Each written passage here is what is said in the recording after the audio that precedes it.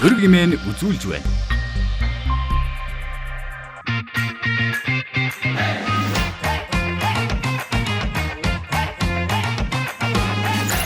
Бизнес ураг нэвтрүүлгийнхаа энэ удаагийн дугаарт бид уламжлалт амгаах ухааны эм тан гоо сайхны бүтээгдэхүүн үйлдвэрлэгч Од тан компаниг гүйцэтгэх захирал Чанцал Толонтой ярилцах болно. За ковидын эмчилгээний үед бид Норов 7 Ман 4 тангуудыг хэрэглэж үндсэндээ уламжлалт амгаах ухаандаа итгэж эхэлсэн. Тэгвэл энэ төрлийн ямар олон тангууд бас байдаг талаар өнөөдрийнхөө нэвтрүүлгээр ярилцах болно. За сайн байна уу? Захирлаа. За бидний урилгыг хүлээж авч нэвтрүүлэгт маань ярилцах болсон баярлалаа. За урьж оролцсонд маш их баярлалаа. За үйлдвэр нь нэлээд хол тийм биш үү те хотоос. Тий, манай үйлдвэр чи одоо энэ нөгөө Тахилтын ам гэдэг Сонгон хархан дүүргийн 33 дугаар хороо хотоос 25 км-ийн зайтай. Энэ байшин маань манай эмийн үйлдвэр, тэр цааталт бол манай косметикийн үйлдвэр ашиглалтанд одоо орох гэж байна. Тий. За ороод тогтоо ярилцъя. За. Танай компаниг бас онцолж байгаад айгүйх олзуурах чинь. За сая сүүлийн 2 жилийн хугацаанд ковид эрчимжижтэй бид нар чинь зад хүний дархлаа гэж үе дархлаа маш чухал юм байна. Дархлаагаа сайжруулах дээр юу хэрэглэх ёстой, ханиад хүрчгүүл юу хэрэглэх ёстой. За ер нь ингээд эмийн бус ямар эмчилгээ байдгийг гэл ер нь бид нар хайж эхэлж байна л да. Тэгээд энэ хоёр бүтээгдэхүүнийг бол одоо монголчууд маш сайн мэддэг болсон баг. Норов 7 Ман 4 гээд ковид туссан тусаагүй энийг уугаад идэгч юм те. Тэгээд ерөөсөө энэний талаар л шууд ярилцлага эхэлчихье. За. Энэ хоёр юу яг яаж бүтдэг юм бэ? Энэ Норов 7 Ман 4 гэдэг энэ хоёр бүтээгдэхүүн жишээ нь. Манайх бол ерөнхийдөө нөгөө энэ Норов 7 Ман 4-т ордог бүх ургамлуудаа ингээд тарьдаг байгаа. Ягаад тэгэхээр энд онд орсон бүх ургамлууд нь нөгөө өөрөө дандаа үндэс газрын доод хэсэг ургамлууд учраас байгалаас түүхээр нөгөө тухайн байгалийн одоо ургамлын генетик нөөц ингээд одоо сүрэх аюултай. Тийм учраас бүгдийг ингээд тармилжуулцдаг. Хоёрдугаарт гэх юм бол нөгөө хүний машин тэрэг яваагүй одоо нөгөө газар орчинд ингээд тармилжуулах юм бол илүү нөгөө нэг юм органик байдалтай байдаг байхгүй. Тэгэхээр ерөнхийдөө машин энэ явсан газраар болохоор одоо нөгөө нэг E. coli, salmonella гэдэг юм уу янз янзын хүнээс үүдэлтэй бохирдлууд их гарч ирээд байдаг. Тийм болохоор бид нар энийг ингээд уулын амыг тэр чигт нь аваад энэ ман гэдэг ургамлыг Монголд анхудаа ингээд тармилжуулсан байгаа.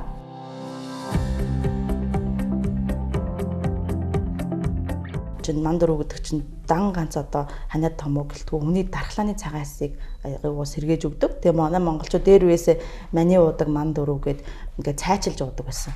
Сүү хужир энтертэй хойлоод энэ Норов 7 нь болохоор хүний цусыг айгуугаа шингэлж өгдөг болохоор одоо хүмүүс залуужих одоо тэр талын юмнуудаас давхар нэмэлт давуу талтай. Тэгээд бактерийн гаралтай, вирусын гаралтай ханиад томог бас дарах үйлчилгээтэй. Тэгэхээр энэ хоёрыг уухаар биед яг ямар үйлчилгээ ямар урвал явагдаж чинь гэсэн үг вэ? Тэгээ ямар урвал явагдаад эдгэрж чинь гэсэн үг вэ? Ерөнхийдөө болохоор Ман 4 Норов 7 2 бол ерөнхий уламжлалт амгаах ухааны хамгийн энгийн одоо тан орц найрлагуудын нэг. Тэгээд Ман 4 болохоор хүний дархлааны цагаасыг ингэж дэмжиж өгдөг. Одоо хэрвээ жишээлбэл хүнд бактерийн гаралтай юм уу, вирусын гаралтай ямар нэгэн одоо хүний биед ороод ирлээ гэхэд эсэргүүцхийн тулд цагаас өөрийгөө ингээд идэвхжүүлдэг. Тэр үйл ажиллагаанд нь Ман 4 бол маш сайн үйлчилгээтэй. Ялангуяа хүний дархлааг сайжруулах тал дээр Норов 7 нь болохоор илүү цусыг шингэлж тэр бохирдож байгаа зүйлүүдийг ингээд нөгөө биеэс гарах одоо бас тэр нян бактерийг бас дарах үйлчилгээтэй. Би ч энийг уусан л та амар гашуун штэ. Амар гашуунтэй бүр өгөөд айгүй хэцүү уудаг. Тэгээ тэр үнэхээр тийм амттайгаар биш одоо айгүй уухад дараа гайгүй байдлаар хийж болохгүй юм. Уламжлалт амгаах ухаан чинь болохоор нөгөө амтаар, эрдмээр, чадлаар гэд 3 зүйлээр ингээд эмчилдэг. Тэгэхээр тэр гашуун амт нь өөрөө бас нөгөө эмчилгээ болоод байгаа байхгүй юу? Гашуун амт нь уухад гашуун байгаа боловч одоо шингээлтийн төгсгөлд одоо гарахтаа чихэрлэг амттай гардаг. Тийм болохоор тэр амт нь өөрөө бас эмчилгээ явагдаад байгаа юм. Тийм болохоор бид нар одоо зүгийн балтай ч юм уу ямар нэгэн байдлаар уухад амар хэлбэр болгож болох боловч энэ нөгөө чадлыг бууруулад байгаа болохоор ингээд яг өөрийнх нь хэлбэрийг яаж байгаа.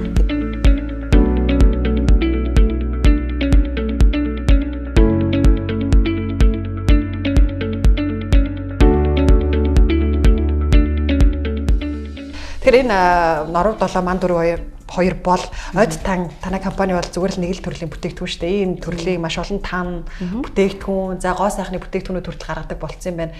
Ер нь компани аавынх нь үүсгэн байгуулсан компани одоо өвлөд аваад явж байгаа гэж ойлгож байгаа тийм ээ. Анх яаж байгуулагдчихсан бэ?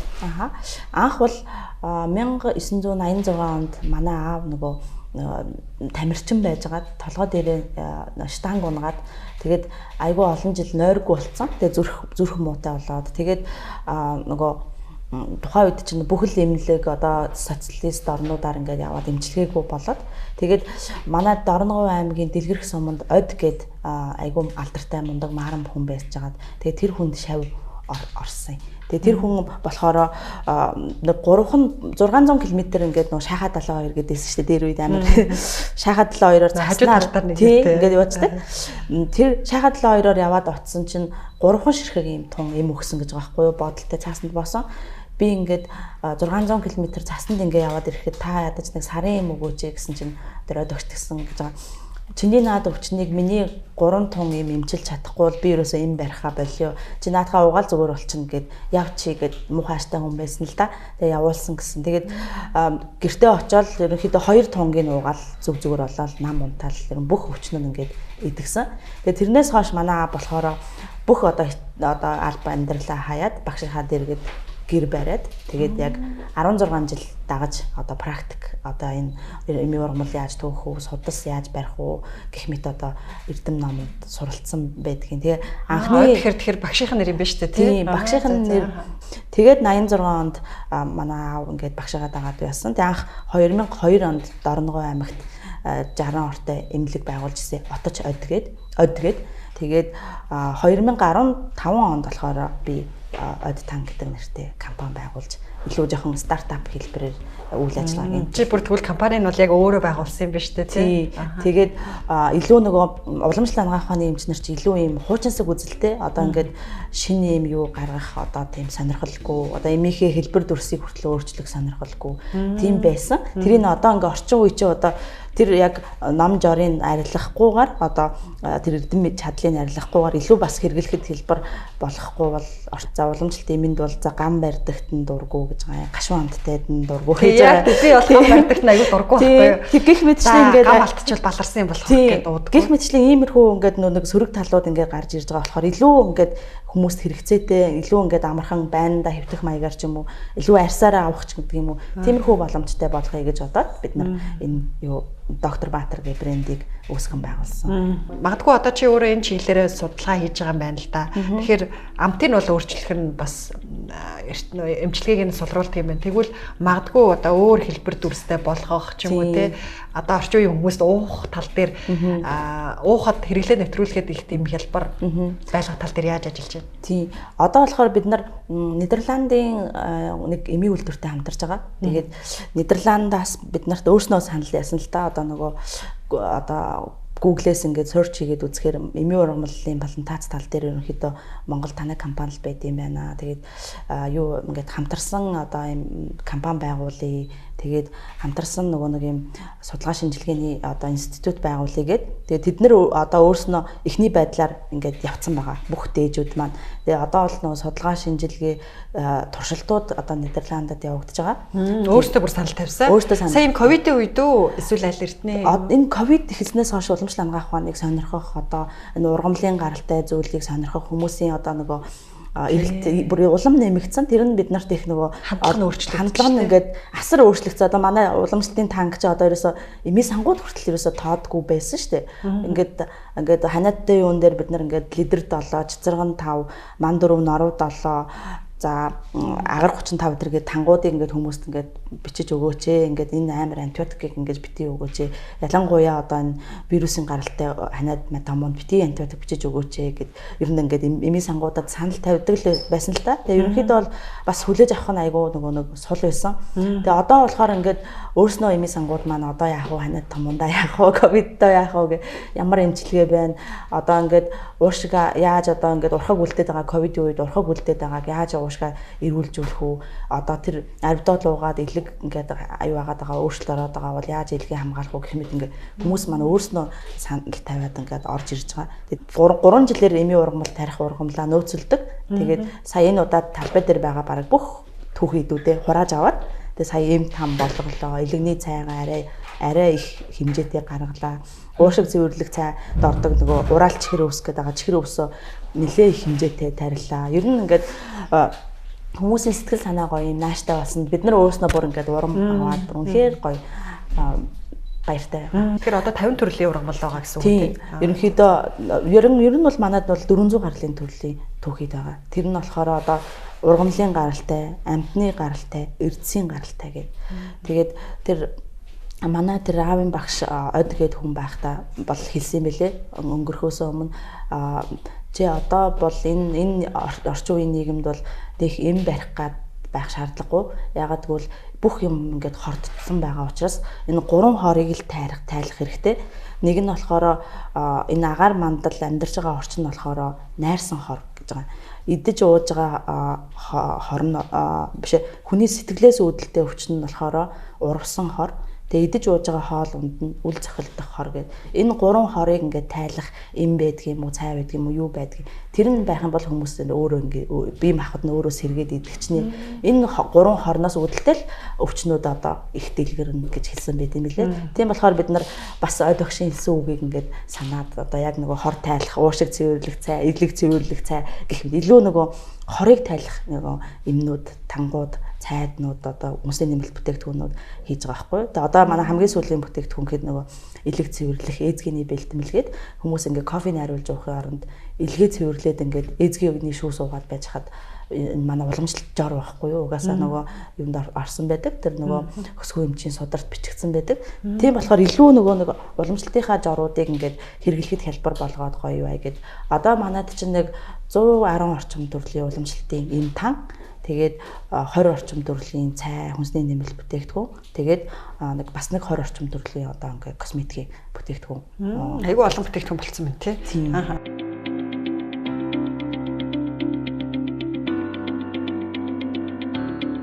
Энэ бол танай бүтээгдэхүүнүүдийн дээжүүдээс бас байна тий. Нийт юу хэдэн төрлийн бүтээгдэхүүн гаргаж байгаа юу лээ? Тангаас гадна одоо энэ ариутгал халдваргүйжүүлэлтийн болохоор нэг 20 орчим бүтээгдэхүүн байгаа. Цэвэр гар нэрийн. Тэгээд одоо энэ ариутгалын спирт энэ төр байгаа. За аяг угаагч шингэн байгаа. Одоо хужираар хийсэн. Тэгээд нэг 20 орчим төрлийн ийм ахуй ургилын бүтээгдэхүүн. Дахиад бас 20 орчим төрлийн ийм хүнсний нэмэлт бүтээгдэхүүн, эзгэний бэлтгэл энэ төр гээд бүтээгдэхүүнүүд байгаа.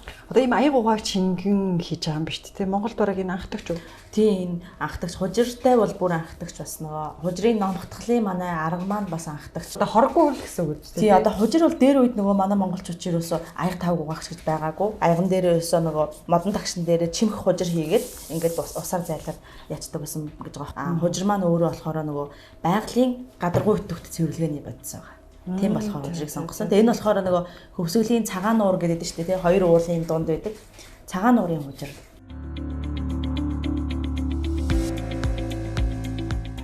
Энэ боролцооны жишээ. Боролцоо нь болохоор одоо нөгөө манай цайны найрлагуудад ордог. Боролцооны шар цэцгүүд хоёр маань. Юу цай блэ? Энэ маань болохоор одоо нөгөө хүчил төрөгчөөр баялаг, хүний тарих мэдрэлийн ядаргаа тайлах энэ төр зүйлүүд ордог. Манай ядаргаа тайлах цайнд ордог. За ерөнхийдөө одоо энэ тураах үрэл маань жижиг буюу ингээд жижиг том ийм хоёр ийм хэлбэртэй байдаг. Тэгээ энэ одоо хар өнгө нь болохоор барах шүүн байхгүй юу? Барах шүүн болохоор энэ дотор 9 төрлийн ийм ургамал орсон. Барах шүүн маань болохоор ходоодны бас нэг энэ бадганыг бууруулах юунд их үүрэг нөлөөтэй. Тэгээ ялангуяа одоо ходоодны хий, зүрхний хий, голын хий ингээд хий ихтэй тэгэхээр ингээд гидс бас өөрөө ингээд хөөгөөд хий яригддаг. Ялангуяа савны хий энэ төр бол бас айгүй их нөлөөтэй байдаг. Тэгээд ингээд тураах үрэл гэдэг ийм 8 ургамлын жортой тураах үрэл маань.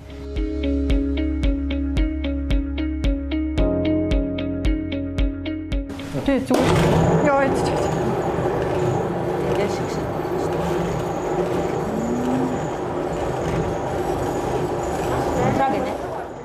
Хотны үйл ажиллагаа ч юм уу арай нүг суларсан байдаг болохоор мундаг байцмаа сайн байдаг. Маш юм нарийн бүр одоо ингээ хахад юм нарийн байгаа. Энийг бүр ингээд үзэх бүр болчихсон. Шүмбэ болчихсон ингээд нарийн бод. Норд долоогийн ингээд савлгаа явуулж байна. За энд болохоор манай дархлааны цай нөгөө нэг халгааны навч гэдээсэн шүү дээ тий. Тэр чинь болохоор ийм гоё навчаараа юм байдаг байхгүй. Яг зөв хатаасан зөв ингэж бас ийм навч ийм гоё нов ногооноо байдаг. Тийм байна, тийм. А буруу хатаасан буруу ингээд нөгөө үйлдвэрлэлийн дамжлагт орсон юу ногоон биш ингээд шарлаад айгу ингээд болчихдог.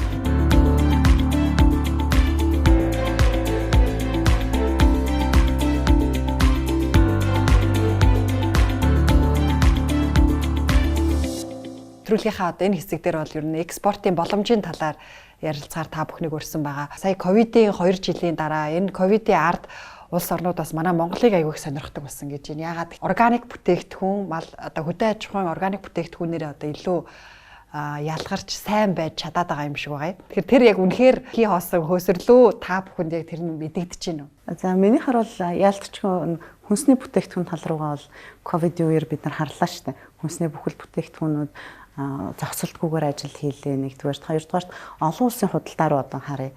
Тэгээ харахаар ялгаа байхгүй. Яг органик бүтээгдэхүүнүүд бол хүний хэрэглээ болсон болохоор худалдаа нь хязгаарч зогсдоггүй. Үргэлжлүүлэл явж байдаг. Энэ талдаа байд юм байна гэдгийг бол үнэхээр томрунаар харсан.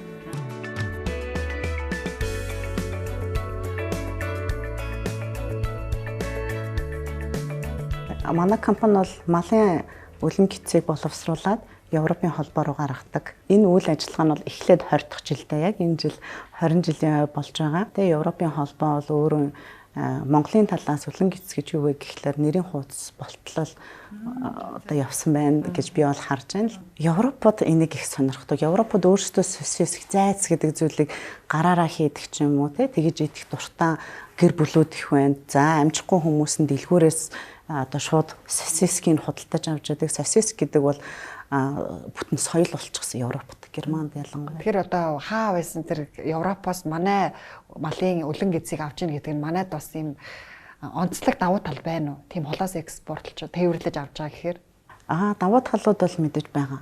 Бэлчээрийн мал аж ахуйтай холбоотой бэлчээрийн мал аж ахуйн эзэн тэр малын гэц гэдэг чинь бас чанарын хувьд ондоо байж байдаг. Бэлчээрийн органик бүтээгдэхүүнлүүл орд юм байна.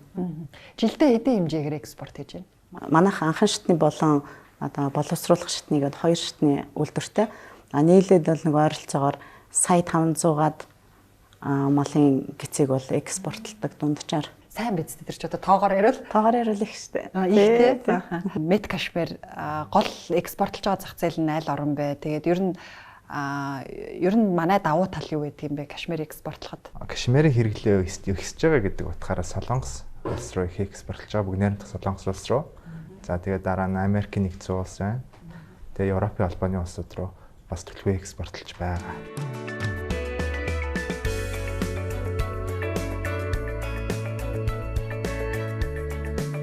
Кашмирын бүтээгдэхүүний үед бол угаасаа дэлхийд бол танигдсан Монгол ноолор гэдэг зүйл нь үн цэнээр шингээсэн. Хэрэглэж байгаа хүмүүс нь үн цэнийг мэддэг. Тийм болохоор экспортлоход их илүү хялбар төхөн байдаг. Бараг ямар ч маркетинг хийх шаардлагагүй тийм. Бараг л тэгж байгаа гэсэн үг тийм. Тоогоор ярил хэдийн хэмжээгээр экспорт хийж байна. Эцсийн бүтээгдэхүүн гаргадаг гэсэн шүү дээ. Эцсийн бүтээгдэхүүн гаргадаг. 3500 төгөхгүй. Сардаа 3500 ширхэг бүтээгдэхүүн гаргадаг гэсэн үг тийм. Одоо төрөлбөрийн бүтээгдэхүүн 40 мянга болж тээ. Танай компани дээр бол яг ковидоос хойш бол бүр илт мэдгэдэггүй экспортын эрэлт ихсэн гэсэн шүү дээ тийм ээ. Хаа байсан Голландаас Нидерландаас холбогдож одоо ингээд хамтарсан үйлдвэр байгуулъя гэсэн. Тэгэхээр ер нь одоо давуу тал нь нээгдэж штэ тий. Тэгэхээр өшөө цаашаа ямар боломж байгаа вэ? Ерөнхийдөө бол ковидоос хойш бол илүү нэг юм одоо онлайн бизнес, цахим бизнес хөгжөө, дээрэс нь гадаад харилцаа бас илүү хөгжих боломж нээгдэж байгаа юм болов уу? Ягаад тэгэхээр нөгөө одоо илүү цахим руугаа мэдээлэлээ оруулаад ингээд гутал компаниуд илүү нөгөө энэ компани чинь бас ургамал тарьд юм байна. Энэ компани чинь ийм үйлдвэрлэдэг юм байна. Ингээд мэдээлэл аваад эргээд Монголыг сонирхох юм ихсэж байгаа. Тэгээд манай компанийн хувьд бол ерөнхийдөө нөгөө эмчилгээний үр дүн өндөр байгаа. За манай одоо мандур, норов 7 одоо манай уушигны цай гэх мэт одоо төрөл бүрийн одоо бүтээгдэхүүнүүдээс маань ингээд сонирхож эхэлсэн. Тэгээд эхнээсээ одоо ингээд дээж аваад дээжүүд нь ингээд одоо яг ингээд ноолуур энтер шиг ингээд ийм хурдан гардаг эд биш нөгөө эмийн салбар чинь асар их хэмжээний нөгөө туршилтууд хийн, хулган дээр хийн, хүн дээр хийн гэх мэтчлэн иймэрхүү нэг туршилт хийя, дээж авъя гэсэн байгууллагууд, хувь хүмүүс гадаад дотоодоос маш их холбогдож байна.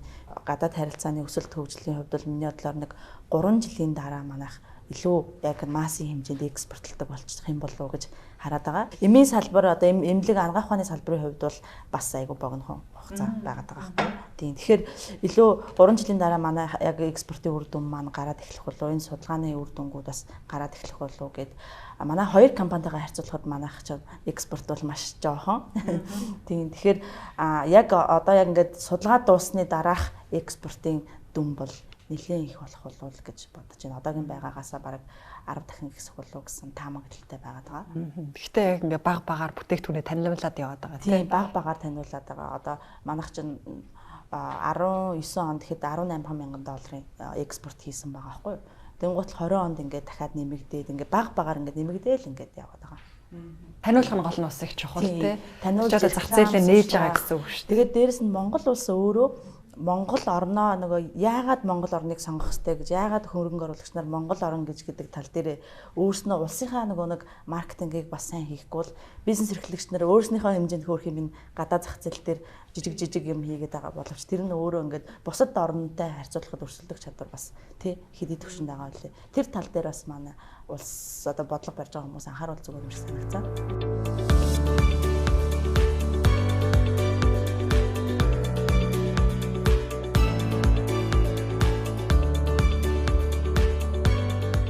Үргэлжлүүлээд одоо яг энэ тантай холбоотой асуултууд бол айгүй их байна. Тэгээ энэ гарал үүсэл нь одоо жишээ нь хятадын анагаах ухаанаас гаралтай юм уу? Тэгээ миний ойлгосноор бол одоо хятадд ийм тан уламжлалт барай засал ийм эмчилгээ нь илүү хөгжсөн байдаг гэж ойлгодог л да. Тэгээ магадгүй одоо нэг хэн яриад байгаа юм бэ? Өөрөө яг энэ талаар судалсан юм уу гэж бас үзэгчд бодчихж магадгүй. Одоо энэ чиглэлээр яг мэрэгшээ судалж байгаа тийм. Манай эрдмийн зөвлөлд бол нэг 2 шинжилгээний доктор байгаа. Тэгээ 2 бас гавьяат эмч байгаа. Анагаах ухааны доктор 1 байгаа.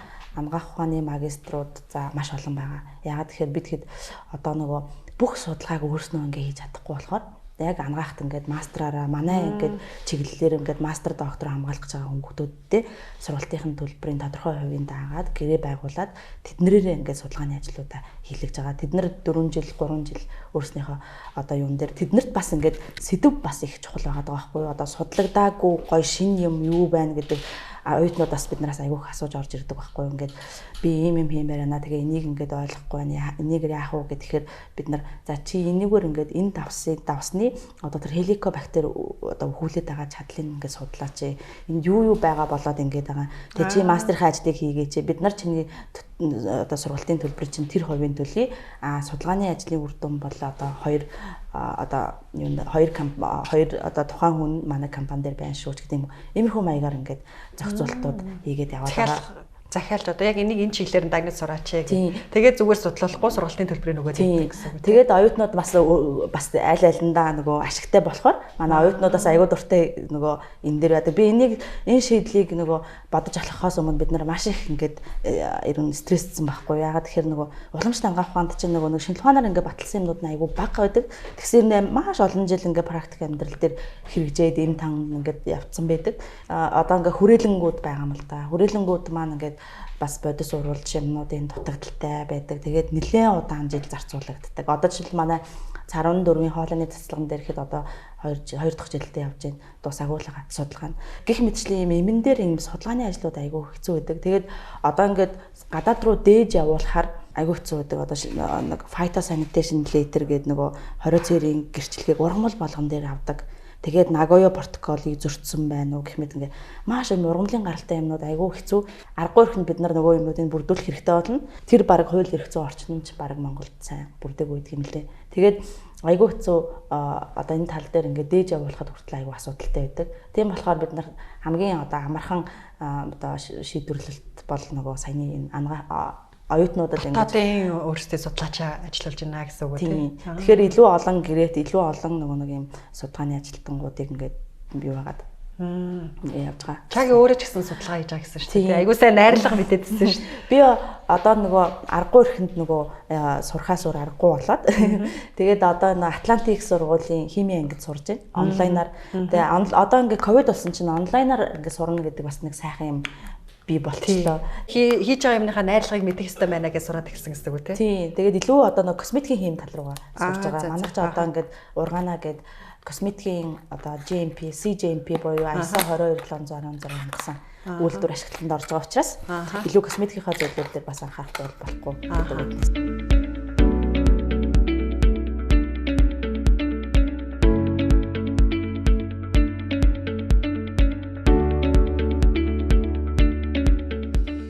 Яг одоо ингээд аавынхаа өвлөгдөд ирсэн, хийгээд ирсэн энэ эрүүл мэнд уламжлалт хангах ухааны чиглэлийн ажлыг хүчээр хийхээр болсон уу? Дуртай болохоор хийж эхэлсэн үү?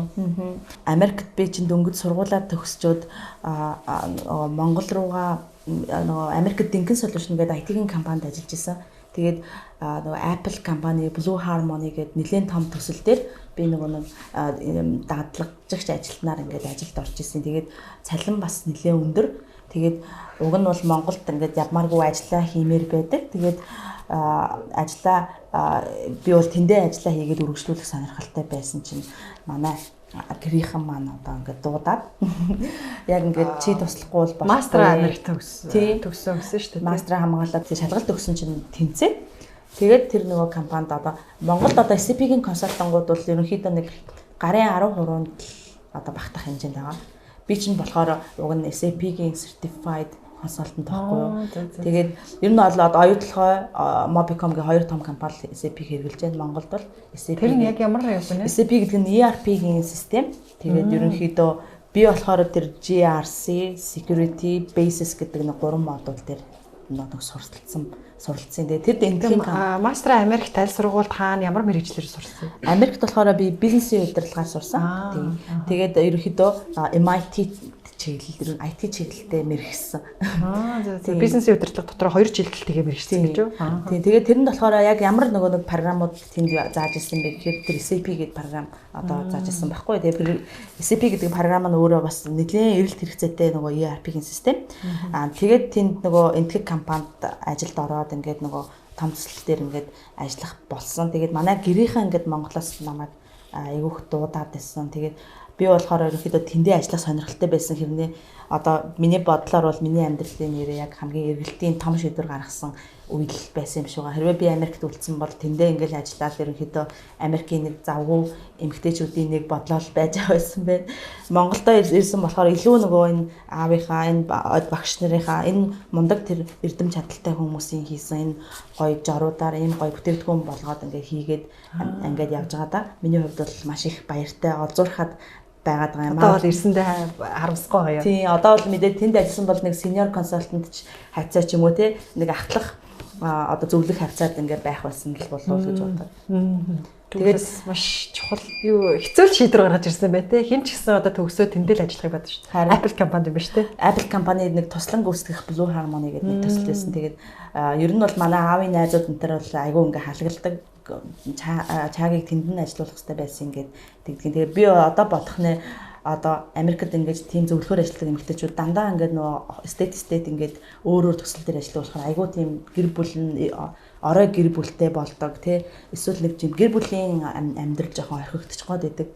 Тэр тал энэ төр дээр бас зөв шийдвэр гаргасан. Одоо энд илүү гэр бүлсэг илүү гэр бүлтэйгээ нийлж одоо бүтээгдэхүүн ингэж хийж байгаа болохоор бас зөв шийдвэр гаргасан юм байна л гэж бодоод байна. Ер нь нөгөө ханаад хүрсэн үед уудаг юмнууд тэр чинь бид нар бол нөгөө химийн найрлагатай л гэж ойлгоод байдаг шүү. Тэгэхээр тэр юу тэрнтэй харьцуулбал энэ ургамал гэдэг. Гэхдээ бас нэг ургамал болгон бас юм юу гэдэг юм уу? Бид нар ургамал гэхээр эрүүл гэж ойлгодог шүү. Тийм. Ерөнхийдөө юм байдаг юм билээ. Уламжлалт хангах ухаанд бол нэг ургамлыг ерөнхийдөө нэг 10-аас дээш хоног дангаар нь уух ер нь аюултай гэж байгаа байхгүй юу? Одоо жишээлбэл адууны мах халуун чанартай байгаа шиг халгай өөрөө халуун чанартай. Тэрийг одоо чанарын зөөлөх юм бол мөсөн чихэр хийж байгаа байхгүй. Тэгэхээр ингээд нөгөө бүлийн чанартай, сэрүүн чанартай болчихж байгаа. Ногоон цай гэхэд хүүтэн чанартай учраас японочууд өвөл бол ногоон цайгаа нэг уудаггүй, улаан цай ч юм уу хар цай уудаг. Тэгэхээр нөгөө ургамал болгон нөгөө илүү тийм өөрийн гэсэн чанартай байдаг. Тэрийг ингэж нөгөө зохицуулж өгч байгаа байхгүй. Ман гэдэг савлагтаа л. Тийм учраас ийм олон найрлагатай байгаад байгаа байхгүй. За.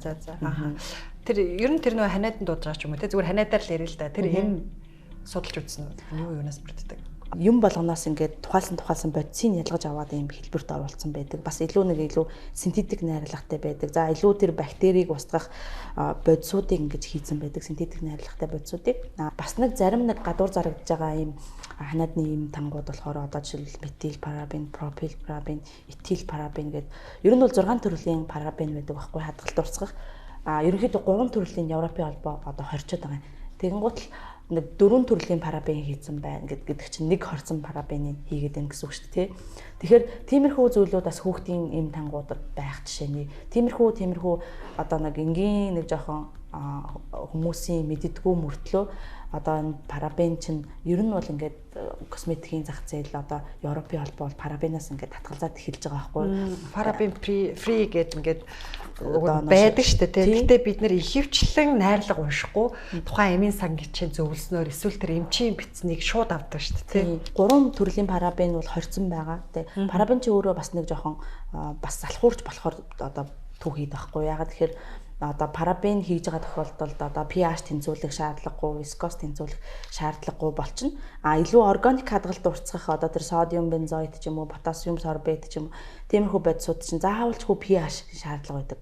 pH нь 5.5-аас 6-гийн хооронд гэдэг юм уу. Вискоз гэдэг нь өтөрөлтийн зэрэг нь тэдүү хувьтай ч гэдэг юм уу. Тийм шаардлага тавьдаг учраас технологичд айгүйх ажлууд гарч ирдэг.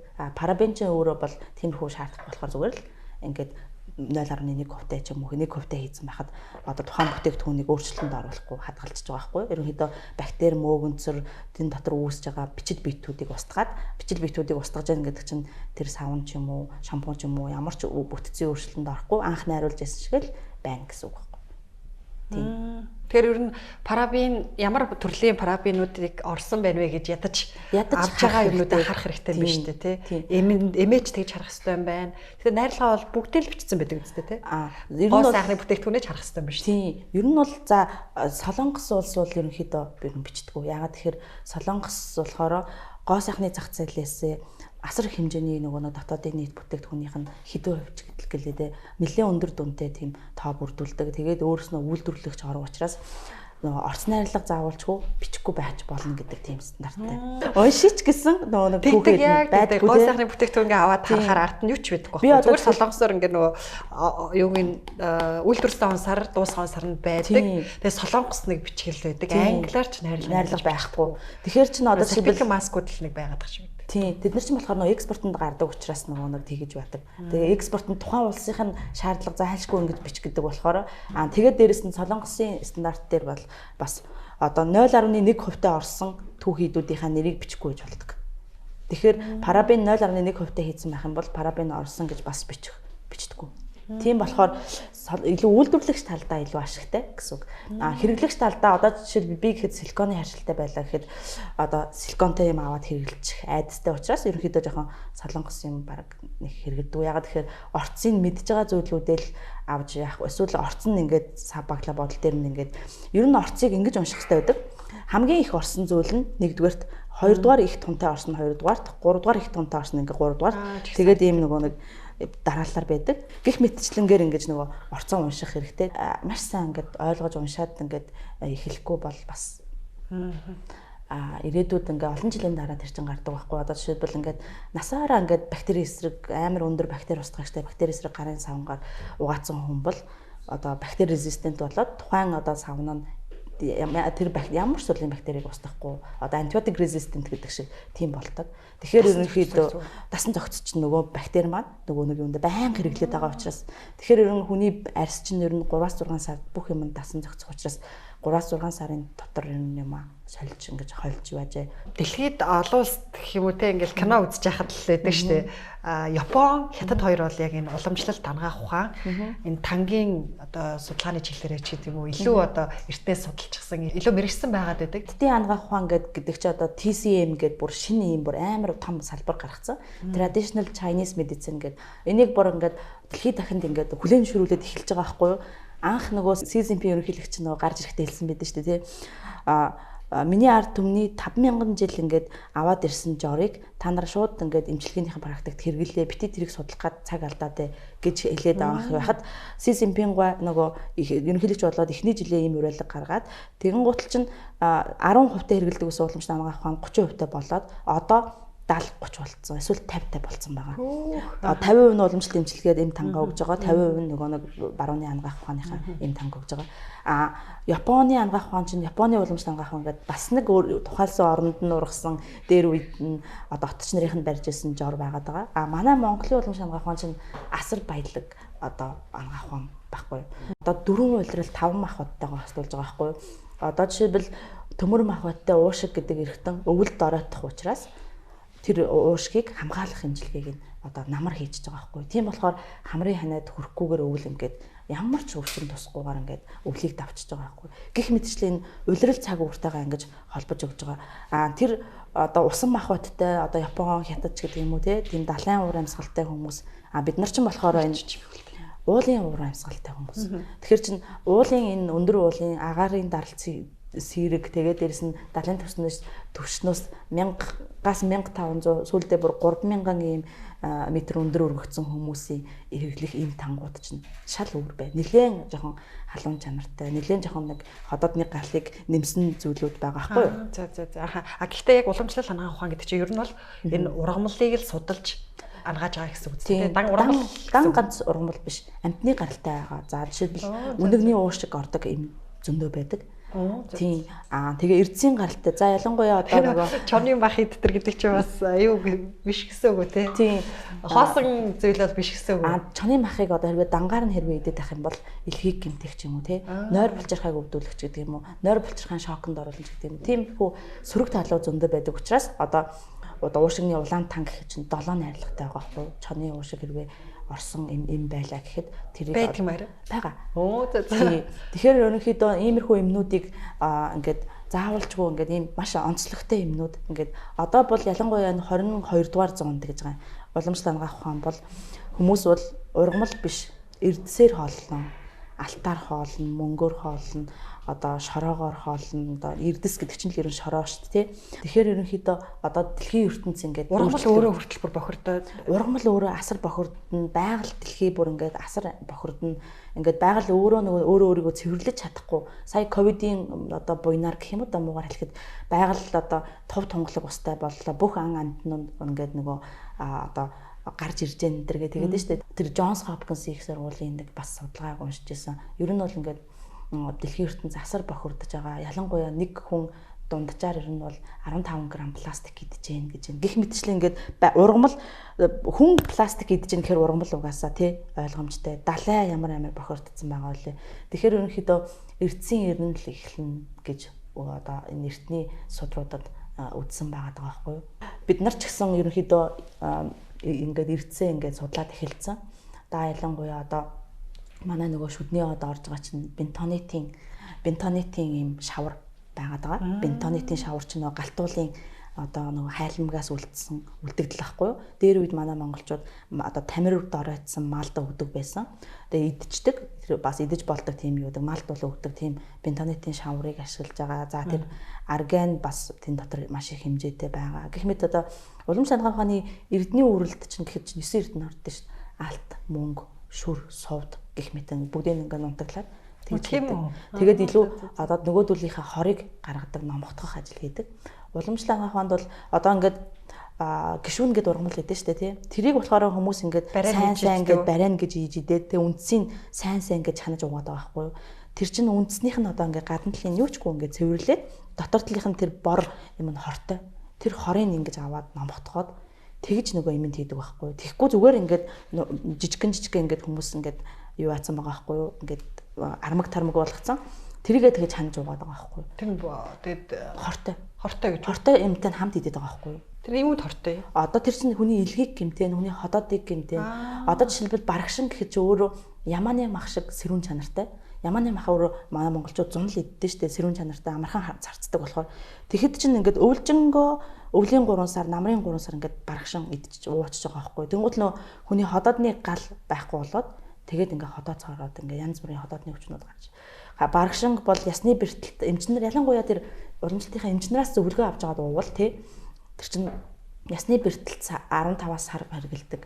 За хэрвээ ийм бол хэд хэрэглэн ийм өвчний үед ингэн гэдэг тэр заалтуудын сайн мэдхгүй ингээд сохроор ингээд хүмүүс аав ээжтэй авч өгөөд ингээд аав ээжийнхээ гэж дотрыг ингээд гэмтээгээд байгаа байхгүй. Тэгээд магадгүй бас нэг одоо өнөөдрийн хүртэл уламжлалт хангалттай ухааны бүтээгдэхүүнийг ингэж муу хэрэглээд байгаа нь үр дүн нь хэдийн хугацаанд яг өгдөг нь бас тодорхойгүй байгаад байдаг шүү дээ. Ер нь тэгэхээр нэг юм за яг энэ ман дөрөв норд толгоо бол сая ковидын үед бол 7 хоног л яг уучиж байгаа юм л та тий. Тэгэхээр 7 хоногт үр дүн өгч ийн гэсэн үг баг тий. Гэтэ заавал 7 хоногоор гэлтэхгүй уух хэрэгтэй юм байлаа шүү дээ. Тэр ер нь дунджаар энэ эмийн ургамлууд чинь ургамлууд уугаад эхлэхэд хэдийн хугацааны дараа үр дүнгээ өгч эхэлж байгаа. Нүдэнд харагдахгүй болохоор бид нар чинь нэг тэгсэж жаад барыг орчаад шиг байгаа тий.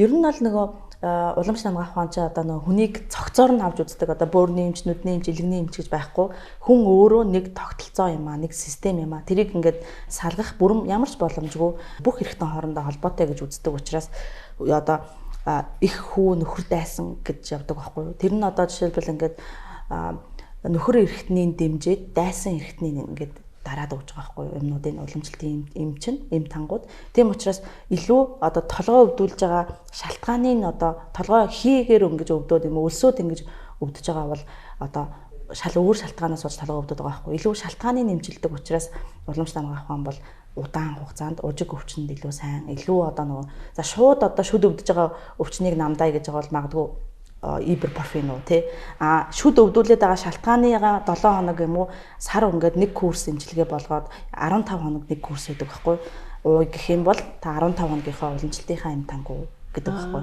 одоо бол суур өвчнийг суур шалтгааны нөлөө гэж байна. Одоо бол дандаа комбинац болцсон суцаар бол тариа одоо гой одоо туслууд явчихж байгаа одоо амар болохоор эм тангууд нь явчихж байгаа байхгүй. Одоо ингээд манай хоёр ангаах ухаан айгуу гоё ингээд хамтарч чаддаг болсон. Бүх эмнэлэг хажуудаа уламжлалтын тасаг, уламжлалтын одоо юу вэ? Хилтэс нэгжтэй болсон. Тэгээд аль орнууд руу экспортлж байна? Одоо экспортлж чадчихна уу? Манайх чинь ер нь бол нөгөө бараг 4 жилийн өмнөөс л Солонгос руу экспортлдог байсан. Тэгээд Солонгост болохоор нөгөө Hyundai Tech гэдэг бас нэлээд том компани. Өөрснөө нөгөө шархны лент хийдэг. Тэгээд бас дээрэс нь шампунь хийх, гоо сахны бүтээгдэхүүнүүд хийдэг.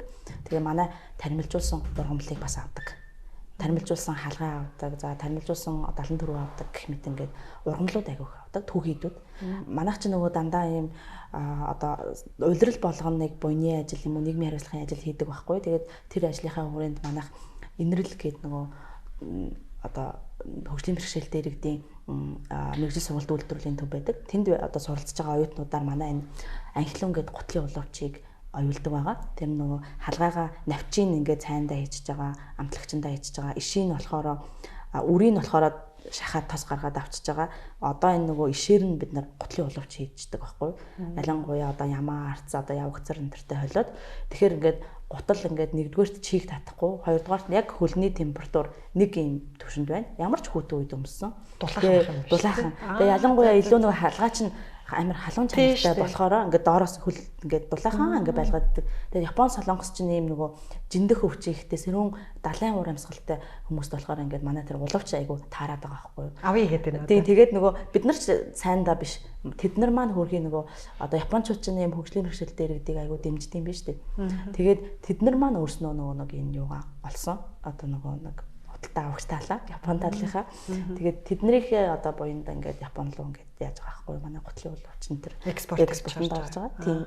Тэгэхээр тэр нөө гадныхан манахаас экспорт авъя гэхээр айгүй хэмжээрийн захиалга өгөх гэдэг ш. Тэрийг л гол нь давахгүй байна гэдэг. Хэдийн хэмжээгээр нөлөөлж байна. Халгааны иш бол одоо бүрэн боломжтой олдох. Одоо яагаад гэхээр нөгөө манайх ч одоо 5 гад халгаа тарьж байна. Халгаа чинь навч байхдаа С витамины агуулмж айгүй өндөртэй. Тэгээ витамин К болохоор жоохон иш ингээд намаршаад ирэхээр хамаг нөгөө витамин К ишэндээ орчдөг. Витамин К чинь цус өтгөрүүлэх гэдэг байхгүй юу? Навчвал хизээч цус өтгөрүүлэхгүй. Ишэнд бол цус өтгөрүүлэх тиймэрхүү юм байдаг учраас бид нар ишийн нэрөөсөө авдаггүй. Гутлын уловчондаа л хийдэг. Тийм болохоор ерөөхдөө зүгээр л хадураар хадаал халгааны иш бол хаасайгүй. Маш их одоо нөгөө түүхийн эдийн нөгөө нэг одоо дутагдлалд орно гэж бүр ямар ч айх зүйл байх. Ингээл маш их хэмжээний дээж явуулж байгаа. Ерөөсөө 100 мянгаар л явуулаад байгаа. Тийм. Тэгэхээр чи халгаа бас их тийм байж идэх байх. Тэгээ бид нар чи халгааг за нэг зарим хүмүүс хоолнд хэрэглээд байдаг. Хоолнд хэрэглэхийн ач тус нь юу вэ? Хоолнд хэрэглэх чи одоо нөө нэл С витамин, алимнаас 100 дахин их С витамин. Хүүх тийм үү? Тэгээд хүмүүс нөгөө халгааг харахаар чинь зүгээр ногоо юм бидэж бид нар С витамин гэхэр лимон одоо цитрусийн төрлийн жимснүүдийг гэж боддоо штэ. Яон байдлаар байдаг байхгүй нөгөө тухайн ургамлынхаа бүх бүтцэн дотор нь ингэ байдаг. Тэрийг үнэхээр ялгаж чадвал аягүй сайн С витамин ялгаж чадна. Одоо манай Монголд даанч ялгадаг тийм тоног хөрөмжөнд ч байхгүй, хүчин чадлан ч байхгүй. Тэгээд ийм жижигхэн байхдаа 10 санжийн байхдаа халгаач нь С витамины агуулмж өндөр, төмөр. Тэр гар түлээд байгаа нэг ийм цахиурт нэгдэлгээд одоо нэг хоёр чулууг ингээд гал гардыг штэ тий. Тэр чин төмрийн агуулмж амар өндөртэй байгаа байхгүй. Ялангуяа одоо архаг цус багдалттай ингээд архаг нэг ийм байнгын даардаг хүүтэн өвчин мөвчтэй одоо ийм хүүтэн чанартай эргэтэнгүүд бөөр давсаг одоо нурууч гэдэг юм уу. Тиймэрхүү өвчтэй хүмүүс бол халгаатай хоол, халгаатай шул, халгаатай цай ууж явах хэрэгтэй. Манайх болохоор бүх улиралд хэрэглэх зорилгоор дархлааны цайндаа халгаа хэрэглэсэн хийсэн. Гэхдээ мөсөн чихэртэй холиод нөгөө халуун чанарын дараад бүлээн чанартай бодлогдчихж байгаа. Зүгийн балтай холжиж байгаа. Тэгээд бурамтай холжиж байгаа байхгүй. Энэ бурам мөсөн чихэр нөгөө зүгийн бал гурвчин болохоор уламж тамга ахны 3 хөлөг гэж явдаг байхгүй. Дон нөгөө очих хэвстэй газар нь очоод өгөх тийм хөлөг гэж үздэг.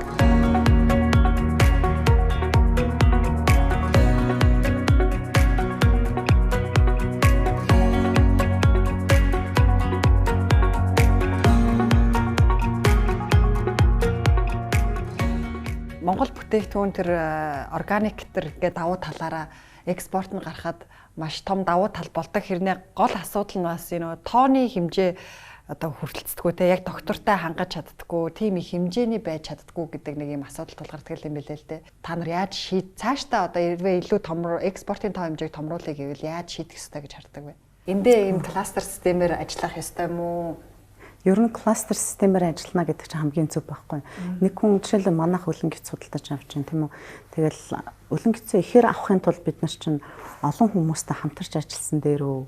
Үгүй бол яг тэрийг цуглуулж өгдөг нэг кластерын нэг багтаа ажилласан дээр үү тий. Үгүй гэдэг юм бол би ч одоо нөгөө махны үйлдвэр барайл тий. Махан ядлан тэрийг гарган тэндээсээ нөгөө өлөнгөө гаргаж авах нухаад байна шүү дээ.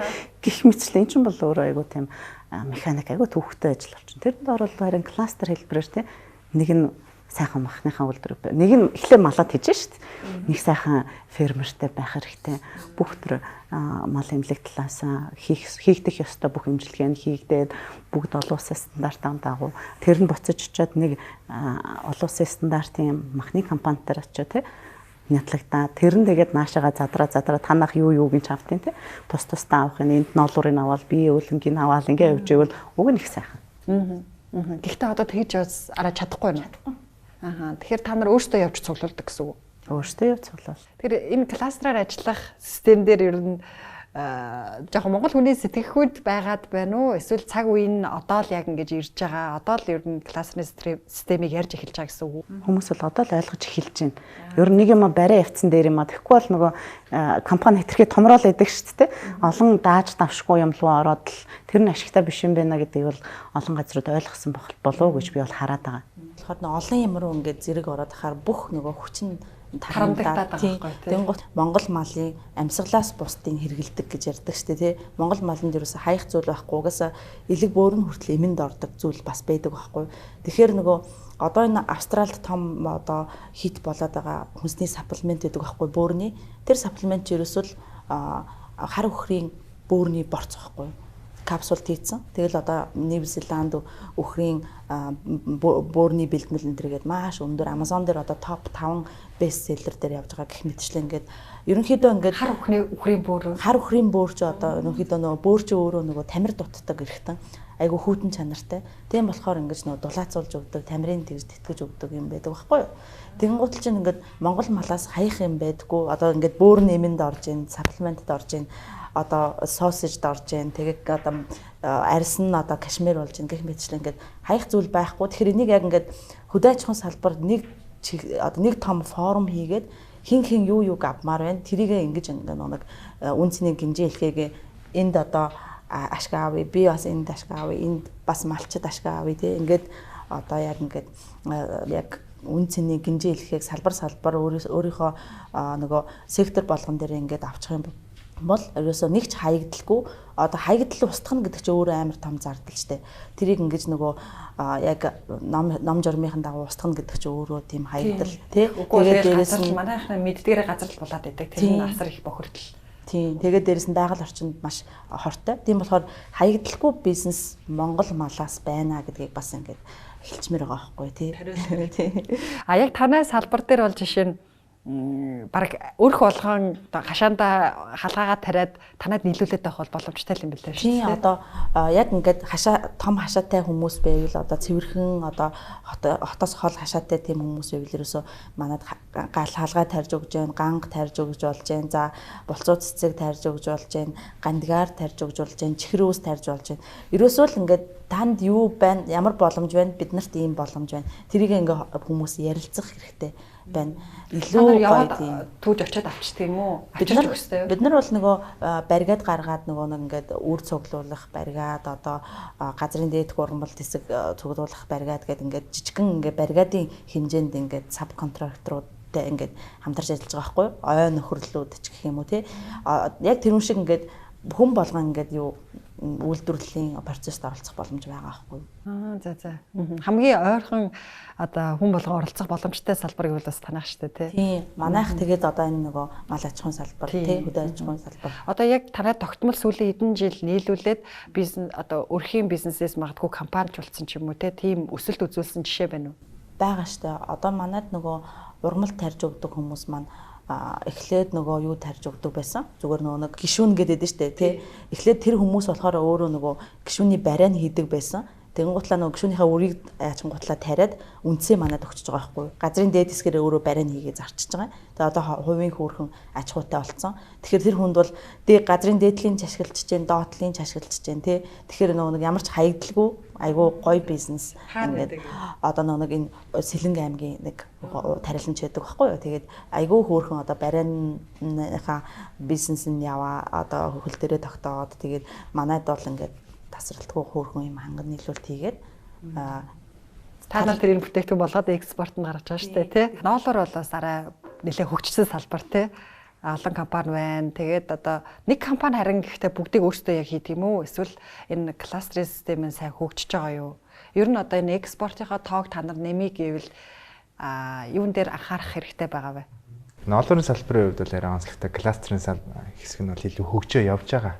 Харьцангуй өмнө нь хөгжсөн нэг компани сүлжлэмлэн сайн хийж байгаа, нөгөө компани утсаа сайн хийдэг. Тэндээс утсыг авдаг. Нэг компани хялгасын сайн ялгаж байгаа, нэг компани угаадаг. Ингээд шаттай амжилтлаг болгоноор нэгэд өөрөөр компани өөрсдийнхөө юм хийгээ явж байгаа. Экспортыг нэмэгдүүлэхэд бол одоо компанийн хувьд тулгарч байгаа гол зүйл нь болохоор эргэлтийн өрөнгө гэдэг зүйл хэрэгтэй. Эргэлтийн өрөнгөөр яадаг вэ гэхээр ноолоор худалдаа авах хэрэгтэй малчтаас, боршоодоос, түүхийн ноолоор. Яг өнөөгийн нөхцөлд юу үсэж байгаа гэхээр хятад улс маань өөртөө Монголын талаас илүү ноолорын талаас илүү хувийг аваад орж ирээ авчтай. Тэрийг одоо зогсоож бодлохгүй юм. Ингээд бүр хятадуудад ноолор өгөхгүй бид нар аваад бүтээгдэхүүн болгож гаргая гэд. Тэр болохоор яхаа олон улсын хууль дүрм худалдааны гэрээ концепцийн дагуу бид нар шууд хориг тавьж болохгүй. Малчтаас нь очиж түүхийн ноолорыг авчиж гэнэ гэсэн үг. Тэгдэг гэсэн үг. Хайр юм аа. Банууч гэсэн өөрсдийн боломжны нөхцөл аль болох их ноолор авч байгаа. Их бүтээгдэхүүн хийж нэмэн хүртэг шингээж дэлхийн зах зээлд нийлүүлэхийг бүгд хичээж явж байгаа. Хятадууд авлаа гэд яг хамгийн том өрсөлдөгч л болоод байгаа юм л та. Дэлхийн зах зээл дээр гарлаа гэхэд талаас илүү байрны бүтээгдэхүүнийг дэлхийд нийлүүлж бид нэр талаас багаар бүтээгдэхүүнийг нийгэд нийлүүлдэг. Тэр их боломжийг биднээс одоо юу гэдэг юм булааж ин гэсэн үг юм а та. Тийм байна. Ариу ингээд түүхийдээ бид нэр өөрсдөө бүгдийг босруулаад ингэх юм бол ер нь бол ноолорын салбар цаашдаа тоо хэмжээгээр тэр орж ирж байгаа валютын урсгалаараач тэр илүү их хөгжих боломж маш өндөр байгаа. Манай экспортлоход одоо манай бүтээгдэхүүнүүдийн давуу тал нь юу байна те? Ургамландаа байна уу? Одоо ерөнхийдөө экспортлоход давуу тал нь одоо энэ гадаадын хүмүүсийн ч хэлж байгаагаар ургамлдаа байна гэж байгаа байхгүй юу? Танай Монголын одоо энэ цэцэг жимс одоо янз бүрийн ургамлууд болохоор илүү нөгөө нэг эрс тэрс уур амьсгалтай халуун зунаар одоо хөсгөлт чинь гинт цаас орж явах жишээний тий. Тэгээд ингээд үнэн ийм экстрим цаг агарын онцлогтой юм болохоор нөгөө танаа ургамал өөрөө өхгүй тулд өөрөөсөө антиоксидант чанар буюу тэр потенси амар өндөртэй байгаад байна. Жишээлбэл зүгээр хятад тариан талбай дээр тарьсан чихэр өвсний глицеризитийн хүчил нь эдийн хэмжээтэй байхад танах болохоор эдийн хэмжээтэй байна гэдэг японочууд чихэр өвс танах чихэр өвс гэл ингээд гих мэтчлэнгээр ингээд манайхыг ингээд сонирхож эхэлж байгаа байхгүй. Бид нар ч бол судлагдсан байдал бол одоо худалч хүнд чацарганаал сайн судалсан байх шүү дээ тий. Бос ургамлууд дээр бол судалгаа шинжилгээ дутмаг штэ. Айгуу дутмаг. Тэгээд яг хаана байдгийг те түүд юм уу эсвэл тариалах хэрэгтэй юм уу гэдгээ бас сайн мэддэггүй те. Тэгэхээр яг одоо чацарганаа мэдээ чацарганаа брэнд болгоод гадагшаа гаргаад байгаа шиг бас нэг ойрын хугацаанд ядаж нэг 3-5 бүтээгдэхүүн дээр айгүй онцгой анхаараад тэрийг одоо халгаашгээ те С витаминыг гаргаж авахыг нь навчийг нь зээр өгөөд ишийг нь улавч руу өгөөд гэдэг ингээд олон төрлөөр ашиглаж болох ургамлан дээрээ бас ингээд анхаарад бүтээгдэхүүн болгоод экспортлох бас давуу тал бол их байгаа юм шүү. Тэгэхээр тийм 3 ургамал нэрлэвэл одоо жишээ нь манайд л илүү их байдаг давуу чанартай ургамлууд нь юу вэ? Нэгдүгээрт бол мэдээж нөгөө халгаагаа нэрлэнэ. Хоёрдугаарт бол нөгөө одод алан төрөө. Одод алан төрөө бол маш элбэг ургадаг. Тэгээд дээрэс нь таримлжуулах боломжтой далан төрөө гэж ингэ нэрлсэн учраас нэг бутнаас ийм их хэмжээний нөгөө юу гардаг. Заавал үндсээр авахгүй байж болдог. Олон наст учраас нэг ингээд ишийн ингээд хайрцан байхад нэг 2 сарын дараа ингээд хөгдөөд ургацсан байх жишээний тийм одод алан төрөө байна. Одоо энэ гангайг бол манай монголчууд үнэхээр буруу төвгээд байгаа байхгүй юу? Таримлжуулах бүрэн боломжтой. Ганг чинь одоо нөгөө Thymus gobicus гэдэг нэг төрөл байгаа. Thymus citronal гэдэг байгаа. Маш олон төрөл байдаг. Манай Монголд ургадаг ганг болохоор Thymus gobicus нь. Gobicus дотор бүх тэр нөгөө бактери устгах чадал маань бүх юм нь маш өндөр байгаа даа. Хамгийн гол нь хүмүүс ингээд түүцэн гангыг харахаар дандаа ингээд үндэстэй нь ингээд залхуураад ингээд татчихдаг. Тийм болохоор ингээд тэнд үндэстэй нь ингээд ячиж байгаа байхгүй. Дараа жил тэгж түүсэн тохиолдолд хизээж тэнд ганг урахгүй. Тэгэхээр хүмүүс өөрснөө ингээд буруу түүгээд буруу ингээд ургамлыг ингээд нэг яагаад байгаа болохоор энэ ургамлын аймаг энэ генетик нөөцөнд чинь ингээд одоо endangered ургамлын жагсаалтанд ороод байгаа байхгүй. Тэрийг таримлжуулах юм бол ингээд үрийн намар хөөрхөн ингээд зүгээр цохиж аваад тэгэл гоё ингээд цайруулаад талбай дээр цацчихад өөрөө ургачихж байгаа байхгүй. Ганг тийм гоё ургамал. Тэгэхээр тэрийг ингээд хэрвээ үнэхээр гангаар тэгж ингээд дагнаад ингээд гангаар бизнес хийгээд ингээд явъя гэх юм бол эфирийн тосны агуулмж нь өндөр байна. Бактери устгах чадал нь өндөр байна. Одоо тэр ус ургуулах, мургуулах бүх тийм одоо чадал нь өндөр байгаа ийм тохиолдолд гоё үнэртэй болохоор нөө эфирийн тоснд ашиглах юм шүү дээ. Нөө Францууд чинь нөө нэг ганг арц нөө Bulgarian rose гэд энэ хэдэр чинь бүх одоо high note эфирийн тоснууд эндээс гаргаж авдаг байхгүй. Тийм болохоор бүх үнэртэй усны ер нь суур үнэр гэж хэлж болно. Тийм үү. Тийм этанолийн спиртэнд усгаалтыг хийждэг байхгүй. Тэгэхээр тэд нар бол нөгөө айгүйх Францууд ганга авмаар байна гэж санал тавиад байгаа байхгүй. Холбогддог. Гэтэ бол би бол хизээч нөгөө нэг ургамлыг дангаар нь тэгж гаргана гэдэг чинь айгүй утгагүй зүйл. Энд чинь өөрөө одоо ингээд нэмүртэг шингээд маш гоё бүтээгдэхүүн болох бүрэн боломжтой учраас шампонд бол хийчихэж байгаа. Шампонд хийчихэж болон цайнд хийчихэж болно. Тэгэхээр ерөнхийдөө нөгөө гангаа ерөнхийдөө хэрвээ яах гэж байгаа бол бүтээгдэхүүн болгох бүрэн боломжтой байгаа. Тэгээд тарих бүрэн боломжтой. Одоо хамгийн сүүлд би нөгөө Euro Chamber гэдэг шүү дээ. Тэрний ерөнхийлөгч нөгөө Томас гэдэг хүнд төслөө танилцуулсан. Одоо эмийн ургамлыг Монголд ингээд таримлжуулахад бүрэн боломж байна. Бүх ингээд газар нутгийн бүх ингээд зүйл нь бүрэн байна. Ганцхан одоо эхний шатны хөрөнгө оруулалт айгүй өндөртэй. Одоо жишээлбэл говьд эмийн ургамал тарих юм бол маш нөгөө халуун гагаартай, тэгээ салхитай. Тэгэн гутал чинь нөгөө говийн ургамлууд чинь бүх шин тэжлээд газрынхаа доор үндснээсээ ингэж авч идэг. Говьд ургамал тарих юм бол амар сайн ургамал ургана. Тэгээд говьд бол наран байна, салхин байна, бүх юм бараг одоо бүх төрлийн нөгөө нэг энэ сэргийгт хэрчим хүчнийх нь одоо нөгөө боломж нь байгаад байгаа. Тэгэхээр ингээд говьд ингээд ургамал тармаар байна. За ялангуяа нөгөө нэг хятадууд манайхаас байнга асуудаг нөгөө дэргүр гэдэг ургамал. Тэгээд тэрийг чинь бол одоо ингээд таримлжуулах ёстой болохоос биш байглаас бол одоо нөгөө үнцээр нь түгэл түгээд тэгж гаргаж юусоо уг нь бол хоригдсон шүү дээ. Хоригдсон. Таримлжуулахад бол тэр чинь бүрэн боломжтой байхгүй юу? Яагаад тэгэхээр өөрөө зэрлэг ургамал шиг урагчдаг тийм ургамлыг чинь ерөөсөө л яг ингээд шин тэжээл хэрэгтэй үед нь сайхан хуслаал тий арчлал ингээд яж хаад эмийн ургамлын кластерын системд оруулах юм бол Германд би сая явжгаад нөгөө цацрагны кластертэй таарлаа. Нэг 100 гад цацраган тарьд юм бэ. Нэг айлд болохоор 2 гал хариуцуулж өгдөг. Тэгээд нөгөөдөл нь зөвхөн тэр цацрагныхаа бүх кластерын түүсэн цацрагнаа ганцхан газар өгдөг. Тэр нь төрөл бүрийн бүтээгдэхүүн хийдэг. Нүүр, гоо сайхан, виски хүртэл хийсэн байгаа байхгүй юу. Тэгээд тэр айл болгон, өрх болгон орлоготой байх боломжтой. Тэгээд тэр нь Германы нөгөө Edeka гэдэг нэг юм салбар юу байдаг. Тэрэндээ ингээд л өгчдөг. Тэгэл тэр нь сүлжээгээр ингээд бүгд ингээд Герман даяар, Франц даяар ингээд Швейцар даяар тэр юугаа ингээд нийлүүлдэг. Одоо баг Монголд хүртэл байдаг. Дэлхийд даяар. Тэгвэл ядчил манайх гангаа дараагийн бүтээгдэхүүн болгож чадахгүй юм шүү дээ ойрын хугацаанд. Тэгэхээр тариалаад гаргаж болох шүү дээ. Айл болгоо хөдөө. Айл болгон тариалах боломжтой. Тийм. Тэр дэргүр жиргүр гэдэг байгаа ургамлыг ч гэсэн айл болгон тарих боломжтой байхгүй. Одоо говьд тэрнгээр юу хийх юм бэ? Говийн сая хятадын вакцины одоо найрлаганд орсон шүү дээ. Тийм үү. Тэгэхээр одоо энэ бол угаасаа эрэлт хэрэгцээнд дэлхийд даяар ингээд угаасаа асар их болно.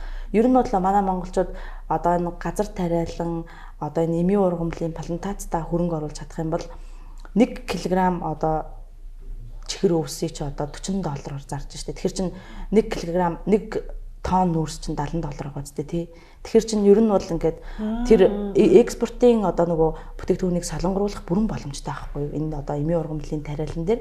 Тэгээ даанч одоо ингээд нөгөө ингээд төсөл хөтөлбөр ингээд яхаар ингээд дэмжихгүй. Би одоо ингээд асар их хоош тавьдаг. Тэгээд ингээд хэд хэдэн томоохон төсөлд ингээд юу яасан өгсөн. Тэгсэн чин 1 тонн нүүрсийг $70, 1 килограмм чихэр өвсийг гаргахад $40 хамгийн хямдхан $40 таа. Хаана хавь их вэ? Япон, Хятад, одоо энэ Франц бүх зүйл штэ. Тэгээ чихэр өвсийг айл болгон тариалах бүрэн боломжтой байна. Айл болгон тарих бүрэн боломжтой.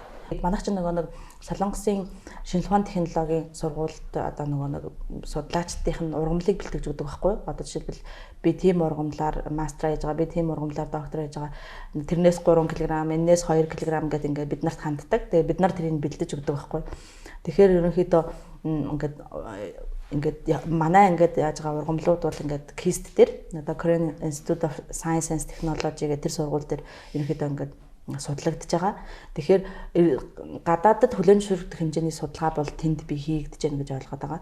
Эндээ бид нар бол юугаа хийж сайн сурах хэрэгтэй вэ гэхээр сайн массын тариалт хийж сурах хэрэгтэй. Тийм шүү дээ. Одоо тэгэл наадаа чи ганг халгай тэр чихэр өвсөй чинь одоо энэ сумын төвийн айл болгон тарих боломжтой. Айл болгон помидор тарих гэж байгаа биш, өгцөө тарих гэж байгаа ш. Тэр чинь нэг арчилгаа шаарддаг. Арчилгаа шаардахгүй зөвхөн айл болгон том хашаатай. Тийм зөвхөн услага байхгүй. Өөр ямар сандал нөгөө хортон шавж ирж суудаг гэж бодлоо. Тэгэхээр чинь амар байгаа зү тий. Төмөс бид нар тарихад чинь манжин тарихад ямар их хортон шавж ирж суух гэдэг үлээ тий. Тэгэхээр та нар харин айлуудаас тэгж та нар тарчих бид нар авчия гэж гэсэн ийм систем нэвтрүүлэхийг үзсэн үү? Одоо бид нар яг тэхгүй болохгүй болчиход нөгөө бүх юмд өөрснөө орохоор имаа тариалж гэн ингээд ургамлаа хийж гэн имээ хийж гэн ингээд бид нар үнэхээр хүрэлцэхгүй одоогийн байдлаар манай чинь нэг 86 ажилтнтай байгаа тэгсэн хэрнээ ерөөсөө хүрэлцэхгүй байгаа. Тэгэхээр ерөнхийдөө бид нар бүгдийг хийж чадахгүй юм байна. Ерөөсөө энэ хүмүүст ингээд бид нар өөрснийхөө хийж чадахгүй байгаа юмнуудыг ингэж өгьгээд ойн нөхөрлөлттэй хамтарч ажиллаж байгаа. Тэгээд ойн нөхөрлөлүүд манай юмнуудыг зарим газрын дээрх ургамлуудыг түүж өгж байгаа. Газрын доод ургамлуудыг бол бид нар ерөөсөө байглаас бэлтгэхгүй байгаа. Ерөөсөө л таримлжуулж байгаа. Таримлжуулсан нугасаа бид нарт ч хэрэгтэй, бид нарт нөгөө адаглаад know how технологи нь бид нарт үлдэнэ. Тийм болохоор тэгж байж байгаа. Тэгэхээр одоо ингэж яг тариалын гангаа яг хураахта зөв хураа гэдгийг бас давхар одоо таниулж хэлэхгүй бол магадгүй одоо 20 30 40 те хамгийн цаадлын хугацаар нэг 30 40 жилийн дараа л энэ ургамлууд ч бараг байхгүй болчихно үстэй. Тийм. Нүдэн дээр ингээд юм айгүй ховордоод байгаа ш бидний багт элбэг байдагээс юмуд чи одоо ингээ улам ховордоол байна. Яг үнэ. 5 сарлаа хүртэл айгүй ховорлцсон байна. Яг үнэ. Тэг зэрлэг гэжсэн ургамлууд чи ховордоод байгаа ш тий. Одоо харин тэр зүйл дээр одоо жишээлбэл ингээд ургамлыг ерөөсөө түүх юм бол эхлээд юуг мэдэж авах хэрэгтэй вэ гэхээр энэ ургамал нэг настай ургамл уу олон настай ургамл уу. За халгаа гэхэд чинь олон настай байна. Тэгвэл навчийг ингээд тайраад авчий. Тэгэх юм бол нэг 7 хоногийн дараа сарын дараа өөрөө ургаад гоё нөхөн төлж өгчих юм байна.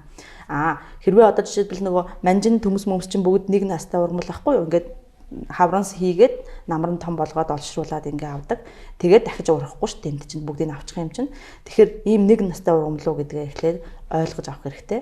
Тэгээ хоёрдугаарт ерөөсөө л үндсээр нь нэмийг битгий аваа. тэртээ тэргүй намар өвөл болохоор ингээ хагдраад унчих юм чинь авж болно. Гэхдээ ингээд ургамлыг ингээд хайчлаад ингээд нөгөө үндсэнд нь ерөөсөө хөндөж болохгүй, үндсэнд ерөөсөө хүрж болохгүй, үндсийг тэгж ерөөсөө гэмтээж болохгүй. Тэгэх юм бол манай Монголын ургамал сайхан ингээд үржил өсөөл байгаад байна. Ягаад гэвэл тэр чинь угаасаа салхиар тоос хүртэж जैन, зөгийг өөр тоос хүртэж जैन. Цэцэг чинь үр ингээд нөгөө хүртэх аргууд нь аюу олон байдаг болохоор урах чинь сайхан нөхөн төлж чинь. Хамгийн гол нь хүмүүс дандаа ингээд буруу одоо шунхай сэтгэлээр ингэж хандаад байгаа болохоор ингэж тэгээ бат залхуураад байна. Тэгээ шууд тастаад авах амархан байна. Залхуу одоо зан Монгол хүний одоо энэ залхуу зантай одоо яаж тэмцэх ёстой юм бол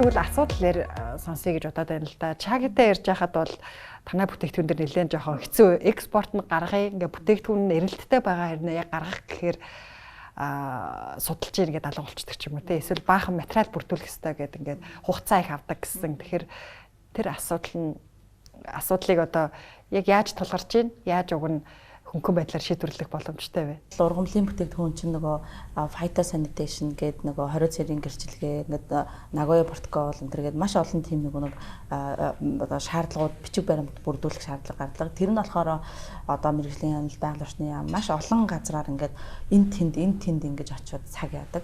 Одоо жишээлбэл нэг цэгийн экспортын цонхтой тэн дээрээ бүх энэ бичиг баримтуудыг ингээд бүрдүүлдэг байх юм бол адаглал одоо олон газар руу явахгүй байх.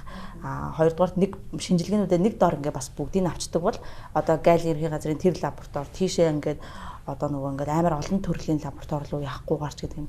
Иймэрхүү ингээд бас логистикийн дотоод ийм нөгөө хөөцөлдөх асуудлыг бас ингээд шийдээд өгчих юм бол ингээд юу нэлээд бас гоё цэгцэрчих гээд байгаа байхгүй юу? Бас цаг нь арай 3 сар хөцөлдөх байсан бол 1 сар ч болдог юм уу те? Нэг бүтээгдэхүүнийг гаргах гэж 3 сар болт юм уу? Тийм. Нэг одоо түүхийдийг гаргах гэж шинжилгээнд явуулах гэж энэ процесс нь өөрөө ингээд нөгөө хүмүүсийн ингээд хүн суртлын механизм нь ядраагаад ингээд бүр ямар ч одоо нөгөө урам зориг хамаг мотивац ингээд унгаагаад идэг. Тэгэхээр харин ч эсэргээрээ мотивашн өгөх хэрэгтэй байхгүй юу бид нарыг за энийгээ ангих гэж нү за энэ дээр ч төр туслын энэ дээр нь ингээд магадгүй нэг шинжилгээ хийдэг лабораториудаа арай Монголд олон болгодог ч юм уу те эсвэл илүү олон улсын магадлалыг тэмцэлэгдсэн одоо нөгөө лабораториуд илүү бий болд юм уу тэгэх юм бол экспортлогч нар заавал дээжээ тэгэж нөгөө гадны том лаборатори руу явуулах хэрэггүй болно гэх мэтлэн ингээд тиймэрхүү тал дээр бас жоохон төрөөс дэмжлэг байвал илүү бас бодтой юм болов уу гэж байна. Дэмжлэг гэдэг нь бол одоо нэг мөнгө нэхээгүй шүү дээ тий. Манайхаа одоо дэмжлэг гэдэг үгийг сонсоор хагаад бас жоохон юу үнд утгаа алдчихлаа л да. Зүгээр л тэр нэг юм шат дамжлагыг нь хялбарчлаад өгөөч тий. Экспортын ядаж нэг цэгтэй байгаа ч гэдэг ч айгүй зөвл санаа байна л да. Ер нь нэг одоо орон руу шинээр экспорт хийхэд хэдийн хугацааны ажил болдог вэ? Яаж нийтээ? За бүтээгдэхүүн үйлдвэрлэлийн хугацаа нь өөр айгүй урт дараалтай байдаг байхгүй. Бид нар чинь түүхий даахад хаврын 2-3 сарын дотор л бүх түүхийг даах хэрэгтэй. Тэрнээс хойш түүхийг давах юм бол чанар унаа бүтээгдэхүүн нөлөөлнө. Тийм учраас хамгийн сайн түүхийдэг хавартаа л аавна. Түүнийг ингээ боловсруулж явсаар хагаад бидний жинхэнэ экспорт бол намар эхэлдэг. За ингээ 100-3 сарын дотор шуугаан, самнан, утас болгон дэрийг сүлжгийн бүтээгдэхүүн дээр ингээд явна. Тэгээ бэлэн бүтээгдэхүүн болно. Тэгэхээр ерөнхийдөө тэр улиралдаа л хийдэг гэсэн үг. Тийм. Тэгэхээр энэ кашмир бол өөрөө улирлын бизнес нэг талаараа. Тэгтээ байнгын хөдөлгөөнтэй улирлын бизнес борлуулалтын орлого нь болохоор нөгөө хүтний улирлууд орж ирнэ. Тэгтэн үйлдвэрсний дараа болохоор экспортлоход бол харьцангуй хялбар. Учир юу вэ гэхээр бид нар чинь ийм хүнсний бүтээгдэхүүн биш. Одоо хүний биед сөрөг нөлөө үзүүлэх нь харьцангуй бага. Мэргэжлийн хяналтын гэрчлэгээ энэ хэрэг байхгүй. Өөртөө улсаа ч юм уу экспортлох газраа олчвол хурдан болчтой гэсэн үг тийм. Бид нэр бол харилцагчаал болсон байхад учир чанцантай. Чи олон гэхээр тэнд дэлгүүр нээж байгаа гэсэн үг үү? Одоо нөө юу байгаа юу? Дистрибьютор байгаа гэсэн үг. За ер нь бол бизнесийн модельээр явна. B2B манай байгууллагад Италид ч юм уу Солонгост өөрсдийн гэсэн брэндтэй хүмүүсээс өөрсдийн бүтээгдэхүүнтэй үйлдвэрлүүлж явуулдаг гэсэн үг. Одоо нэрээ экспорт хийж чадж байгаа юу? Одоо экспорт хийж чадж байгаа. Учир юу вэ гэхээр тийм онгоцоор. Бэлэн бүтээгдэхүүн ерөнхийдөө дандаа онгоцоор явдаг. Учир юу? Fashion industry ч өөрөө momentum бизнес. Тухайн хугацаанд л ингээд тренд болдог. Тухайн хугацаанд л өнгөн сайжирдаг. Тэгэхээр хурдтай бүтээгдэхүүн хэрэглэгчтэй очих хэрэгтэй.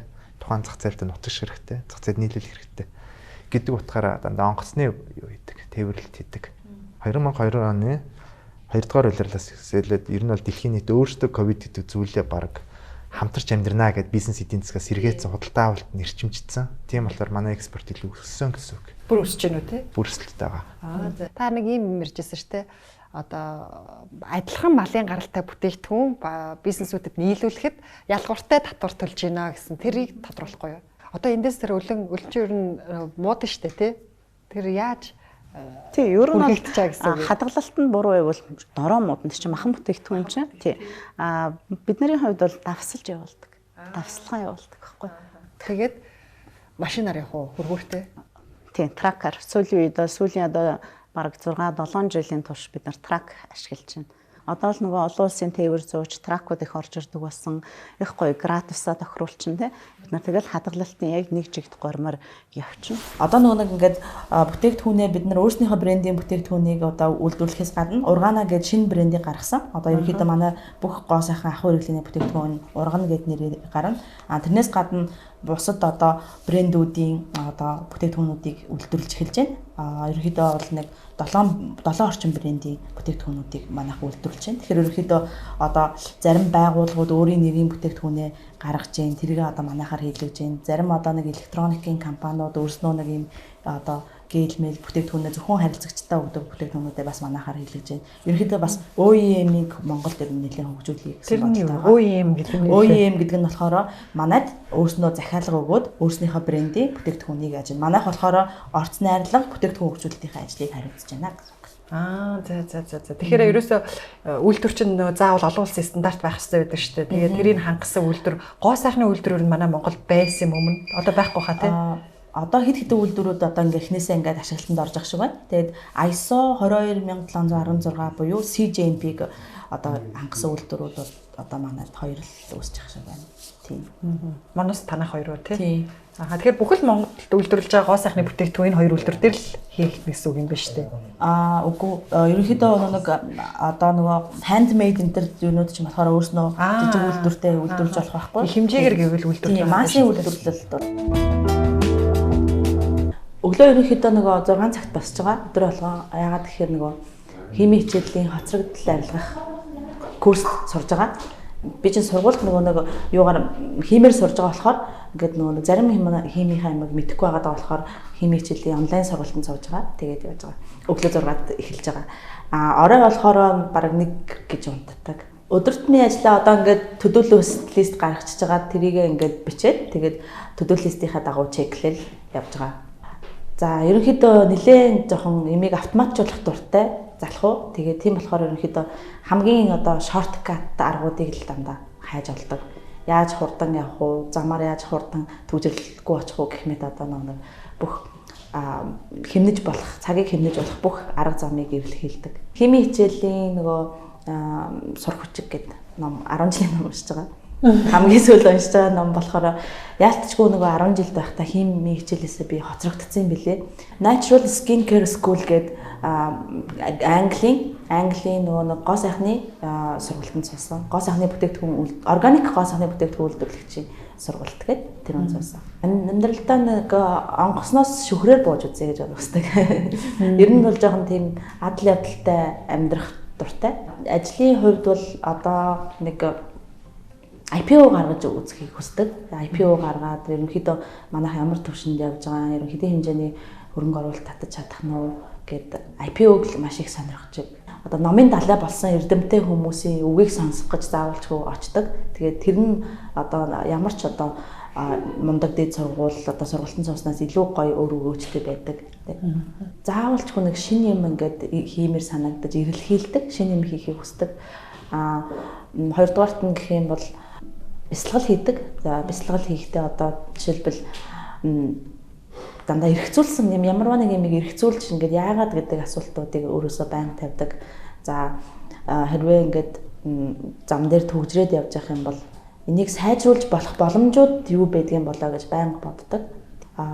За химийн чиглэлээр сурж байгаа. Тэрийг ямар ч байсан сургуулаа төгсчихье гэж бодож байна. Тэгээд Италийн Бологны их сургуульд бас нэг мэрэгжил дэвшлүүлэхээр бас суралцъя гэж бодож байна. Тэгээд өөрийнхөө бол одоо цагийн менежментийг л маш сайн ингээд зохицуулж сурья гэж бодож байна. Ягаад гэхээр манайх одоо ингээд үйлдвэр маань нэг газар, тариалангийн талбай маань нэг газар, офис маань нэг газар болохоор ингээд олон ийм юунд олон өөр байршилд ингээд төвжрэлтэй энэ үед ингээд цагийг зохицуулж чадахгүй байгаа учраас ялангуяа ийм аюугаа дэд бүтцээ одоо нэг шийдэж бас сурья л гэж бодоод байна. Хүүхдтэй л харж хүүхдтэйгээ ерөнхийдөө цагийг өнгөрөөдөг. Гэхдээ зуны улирлын амралтын өдрөөр бол ерөнхийдөө дандаа хойшоо талбай дээрээ тариалангийнхаа талбай дээр, эмийн ургамлынхаа талбай дээр одоо зэрлэгээ төвж өнгөрөөдөг доо. Одоо халгай ганг чихэр өксийг хэмжээгээр те тэр одоо 70 төрөв гэдэг хэмжээгээр тарихаар хөрс хөрсөнд асуудал үүсэх үү? Үгүй. Одоо ялангуяа чихэр өвс тэр дэргүр жиргүр энэ төр гэдэг үндэс ургамлууд байгаа шүү дээ тий. Хаашаашаага 3 куб элсийг ингэж бондолж идэг гэж байгаа хөдөлгөөнгөө. Тэгэхээр энийг бол тэр цөлжилтийн эсрэг одоо энийг болохоор гадаадын тэр Томас болохоор надад юу гэж хэлсэн бэхээр 3 том үн цэнийг өгж байна энэ төсөл чинь. Нэг нь болохоор одоо Зүүн Азийн 3 оронд одоо нөгөө бид нар чинь нөгөө элсэн ингээл нөгөө Монголын элс нүгэд яваад байна гэдэг байгаа шүү дээ. Тэрний одоо энэ нөгөө нэг biodiversity буюу тэр зүйлийг ингээд зогсоож байна. Элсний нүүдлийг зогсоож байна. Хоёрдугаар гэх юм бол ард иргэдийг ингээд ажлын байртай, амжиргааны мөнгөтэй болгож байна. Гуравдугаарт гэх юм бол нөгөө асар их өв уламжлал энд явж байна. Энэ Монгол хүний ингэж нөгөө уламжлал хамгаах ухааны энэ одоо олон зуун жил ингэж явсан энэ 3 үн цэнийг ингэж барьж төслөө бичих хэрэгтэй гэж надад зөвлөгөө өгсөн. Тэгээд одоо яг энэ хэд дээр ингээд нөгөө би Израилийн компаниас нөгөө яг Израилийг яагаад тэгж сонгох болсон бэ гэхэд израильчууд нөгөө бас ийм элсэрхэг нутаг дэвсгэртэй юм байна. Израилийн газар нутаг. Тэгээд асар хэмжээний тийм нөгөө ургамал таримлжуулж чадсан, ой бий болгож чадсан нөгөө элсэн дээрээ. Тийм болохоор нөгөө Израилийн технологи илүү одоо нөгөө манай Монголын хөрсөн дээр буух боломжтой юм байна гэд. Төсөл нь болохоор яг юу тариалах төсөл вэ? Чихэр өвс, дэргүр жиргүр тэгээд нөгөө юу одоо Монгол хүнчэр. Тэгэхээр Астрагалусын тэгтээ нөгөө юу сарслаг хүнчэр биш. Бид нар бол яг Монгол хүнчраа тарий гэж байгаа.